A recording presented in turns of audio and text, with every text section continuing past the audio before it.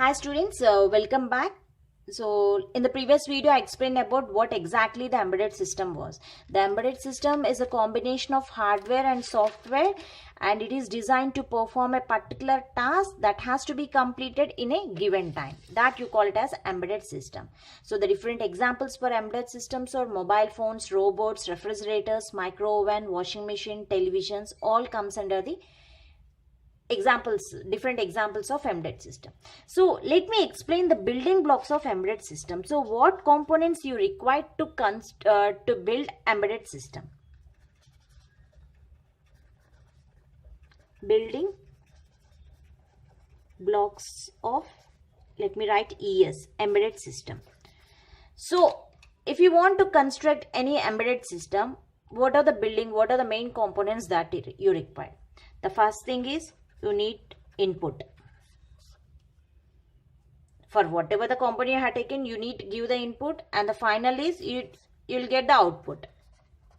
So if you take the washing machine, you're putting the clothes on that, and it is going to perform operation, and it is going to wash your clothes and give the drained clothes. Okay, so that is the output. So in between that, you need some controller to perform the operation. Controller. So for input, controller and output, you are giving the input, some time you are giving. So in that particular time it has to be completed. The controller is doing the operation and output is giving. So this is everything is a performing single task. Only it is depends upon particular task. It is performing a single task. So if want to do all these things, you need some power supply. Power supply you needed. Okay, input is there, output is there, controller is there, power supply is there. Still what you require? Frequency generator, means a crystal oscillator you require, because the time has to be, whatever the work it is doing, that has to be completed in that particular time.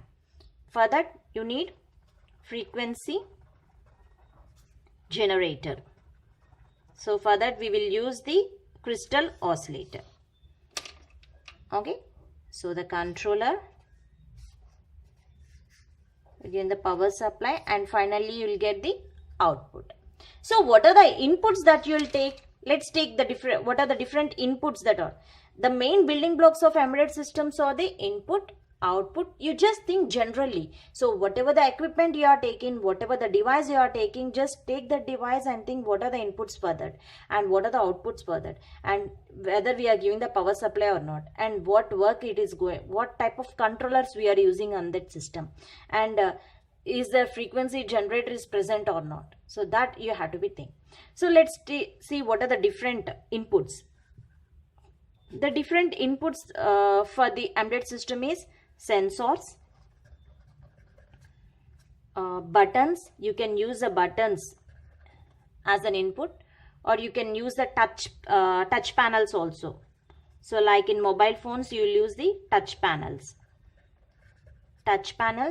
or you can use the Bluetooth as an input, Bluetooth, and IR, infrared rays, like for TV remotes you will use the IR, infrared rays. So these are all the different inputs that are that to connect to the controller.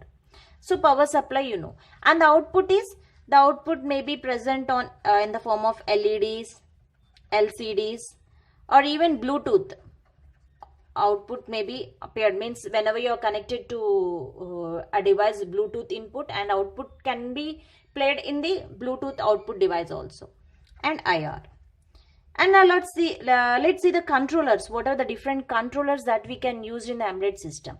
ROM, read-only memory, RAM, arithmetic logic unit, and the control unit. So these are all comes under the controller. So ROM is only the code should be present, permanently stored in the ROM. We all know that ROM is a read-only memory. Only the permanent data will be stored. So that's why we call it as a code memory. A code memory will be present on the controller, and the RAM is a runtime data memory. So after whenever the system is working, so whatever the data that it needs, that variables will be stored in the RAM. So that's why we call it as a runtime data memory.